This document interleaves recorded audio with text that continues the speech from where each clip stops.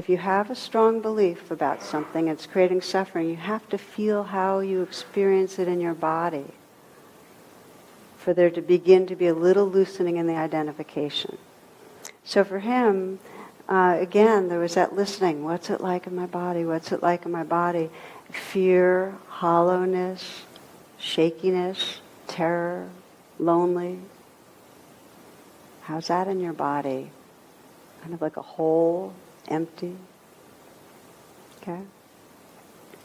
So, what's it like to believe in the body? And then I asked him, so how has this affected your life to believe this? I mean, let's look honestly. And that's kind of widening the lens of mindfulness. And, because he could see he'd always had a need for connection, but he buried it and just put it elsewhere, into academia and achieving and staying occupied. And that basically he never took the chance.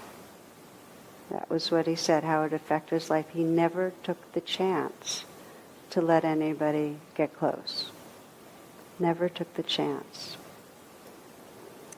And then I asked again, so what's that like in your body to feel that? You keep coming back to your body.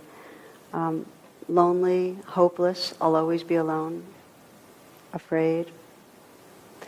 Then I asked, well, what does that fearful, lonely place need? So this is, again, we're just inquiring and listening. And his response was, for me not to abandon it. For me not to abandon it. So again, I want to say what we're looking at. He had an interpreted world. I'm not worthy. I'm always going to be abandoned. And what we're doing here is saying, okay, what's it like to believe this? And really investigating and listening. He finds this place that says, don't abandon me, to him.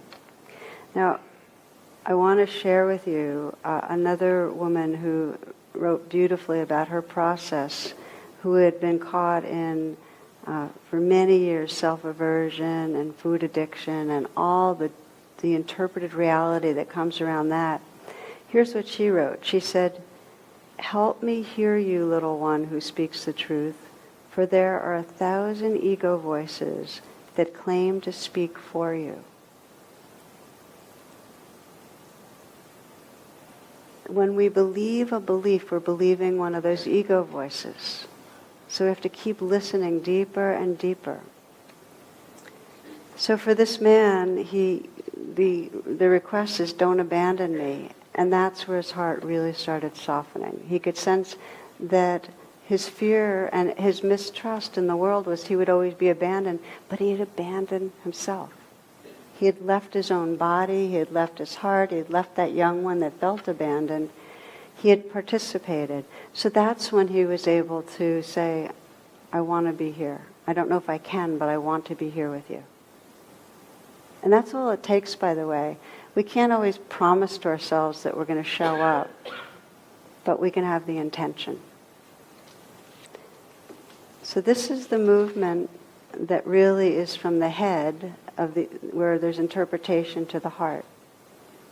For that woman that I described who was caught in addiction, the response in her, what's needed is, remain in me.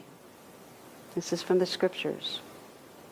This woman's a beautiful, mystical Christian herself.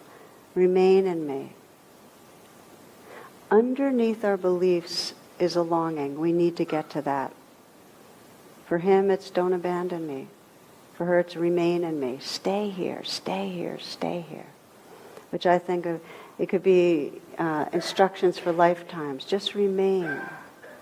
And you might sense for yourself, if you just close your eyes for a moment, and you sense that you can pause, and you sense that you can arrive in this pause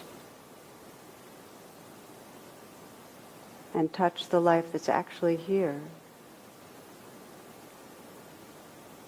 Feel the aliveness, sensations, listen to sounds. The pathway of awakening from our interpreted world is to come home to this immediate presence. remain in me, stay here.